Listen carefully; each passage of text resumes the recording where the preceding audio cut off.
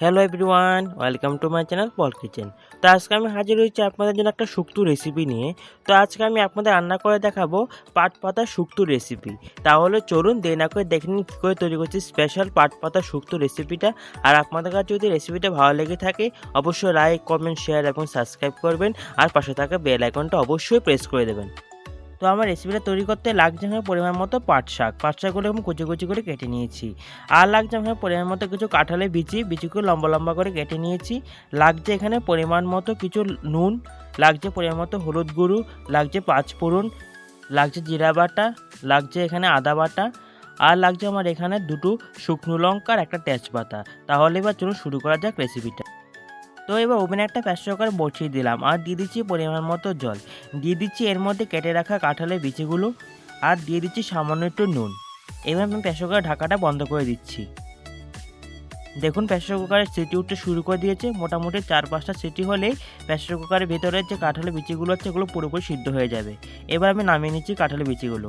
তো আমি ওভেনে একটা কড়াই বসিয়ে দিলাম আর দিয়ে দিচ্ছি কেটে রাখা পাট শাকগুলো। আর এর মধ্যে দিয়ে দিচ্ছি 1 টিস্পুন নুন আর 1 টিস্পুন হলুদ গুঁড়ো। আমি এখানে তেল ইউজ করিনি, তেল ছাড়া এটাকে ভালো করে প্রথমবারে আমি একটু নরম করে নেব। আমি জলও ইউজ করিনি, এখানে পাতা থেকে যে জলটা বেরিয়ে আসবে ওটা দিয়ে পুরোপুরি সিদ্ধ হয়ে যাবে এই পাট শাকগুলো। এবার আমি ঢেকে দিচ্ছি 10 মিনিটের জন্য। 10 মিনিটের মধ্যে পাট শাকগুলো পুরোপুরি সিদ্ধ হয়ে যাবে। দেখুন 10 মিনিট হয়ে গেল, ঢাকাটা সরিয়ে নিলাম।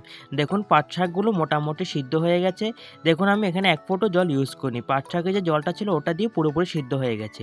এবার আমি এর মধ্যে কাঁঠালের বিচিগুলো সিদ্ধ করে রেখেছিলাম ওগুলো আমি এর মধ্যে দিয়ে দিলাম। এবার সবগুলো উপকরণ একটু ভালো করে আমি মিক্স করে নিচ্ছি। আর আমি এর মধ্যে দিয়ে দিচ্ছি পরিমাণ মতো একটু জল গ্রেভিটা তৈরি করার জন্য।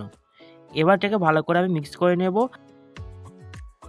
আর এই গ্রেভিটাকে একটু গাঢ় করার জন্য যে কাঁঠালের বিচিগুলো আছে ওগুলোকে একটু ভালো করে ম্যাশ করে নিচ্ছি, যাতে গ্রেভিটা একটু গাঢ় হয়, খেতে খুব ভালো লাগে।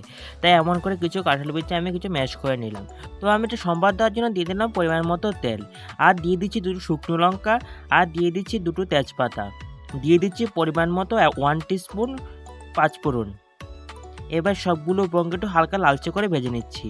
দিয়ে দিচ্ছি 1 টিস্পুন আদা বাটা, আর দিয়ে দিচ্ছি 2 টিস্পুন জিরে বাটা, দিয়ে দিচ্ছি 1 টিস্পুন হলুদ গুঁড়ো। এবার সবগুলো উপকরণ একটু ভালো করে মিক্স করে দিচ্ছি। আর এর মধ্যে আমি দিয়ে দিচ্ছি সামান্য একটু জল। জলটা দিয়েছি এটাই একমাত্র কারণ, যে জলটা দেওয়া হয় এটা পুড়ে যাওয়ার সম্ভাবনা থাকে না। দেখুন মশলা পুরোপুরি কষানো হয়ে গেছে। এবার আমি এর মধ্যে পাট শাকের যে গ্রেভিটা তৈরি করে রেখেছিলাম ওটা আমি এর মধ্যে দিয়ে দিলাম। এবার সবগুলো উপকরণকে একটু ভালো করে মিক্স করে নিচ্ছি। আর এটাকে হতে দেবো 10 মিনিটের জন্য। 10 মিনিটের মধ্যে পুরোপুরি তৈরি হয়ে যাবে এই পাট পাতা শুক্তো রেসিপিটা। দেখুন 10 মিনিট হয়ে গেল, পাট পাতা শুক্তো রেসিপিটা পুরোপুরি তৈরি করা হয়ে গেছে। ঠিক এমন টাইপের গ্রেভি হবে। তো আমি এবার এটাকে নামিয়ে নিচ্ছি। দেখুন তৈরি হয়ে গেল গরমা গরম পাট পাতা শাকের শুক্তো রেসিপিটা। এই রেসিপিটা আপনারা কিন্তু অবশ্যই বাড়িতে ট্রাই করবেন। এটা খেতে খুব দারুণ, খুব টেস্টি হয়েছে। আপনারা অবশ্যই রেসিপিটা বাড়িতে ট্রাই করবেন। আর কেমন হয়েছে আমাকে কমেন্ট করে কমেন্ট বক্সে লিখে জানাবেন। তো আজকে আমার ভিডিওটা এখানে শেষ করছি। নেক্সট দিন আবার হাজির হবো অন্য কোনো রেসিপি নিয়ে। তো আজকের জন্য বাই বাই সবাইকে।